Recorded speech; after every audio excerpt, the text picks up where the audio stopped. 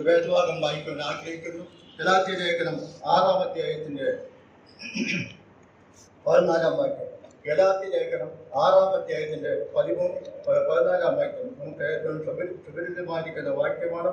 എനിക്കോ നമ്മുടെ കർത്താവായ യേശുക്രിസ്തുവിന്റെ ക്രൂശിലല്ലാതെ പ്രശംസിപ്പാൻ ഇടവരരുത്. വളരെ പ്രധാനമായിരിക്കുന്ന ഒരു സന്ദേശമാണ് ആ ക്രൂശ് നമുക്ക് നൽകുന്നത്. ഈ ക്രൂശ് ദൈവത്തിന്റെ കുഞ്ഞാട് യാഗമായി തീർന്ന സ്ഥലമാണ്. ഇന്ന് രാവിലെ നമുക്ക് കടന്നു വരുമ്പോൾ യോഹന്നാൻ പറയുകയാണ്, ഇതാ ലോകത്തിന്റെ പാപം ചുമക്കുന്ന കുഞ്ഞാട് എന്ന് പറഞ്ഞാൽ ആ കുഞ്ഞാട് യാഗമായി തീർന്ന ആ സ്ഥാനമാണ് ക്രൂശ്. മാത്രമല്ല, മനുഷ്യവർഗത്തിന്റെ വീണ്ടെടുപ്പിന് വേണ്ടി സകലവും നിവൃത്തിയാക്കിയ സ്ഥാനമാണ് ക്രൂശ്. അതുകൊണ്ട് നമുക്ക് ദൈവത്തെ സ്തുതിക്കാം. ദൈവത്തിന്റെ നീതിയും സ്നേഹവും വെളിപ്പെടുത്തിയ, കരുണയും വെളിപ്പെടുത്തിയ സ്ഥാനമാണ് ക്രൂശ്. ആ ക്രൂശ് നമുക്ക് എപ്പോഴും സന്തോഷിപ്പാൻ, പ്രശംസിപ്പാൻ മതിയായിരിക്കുന്ന സ്ഥാനമാണ്.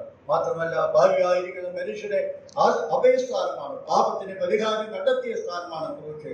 അങ്ങനെ എല്ലാ നിലയിലും ക്രൂശ് ദൈവസന്നിധിയിൽ കടന്നു വരുമ്പോൾ നമുക്ക് സന്തോഷിക്കുവാനും പ്രശംസിക്കുവാനും ഇടയായി തീർന്നു.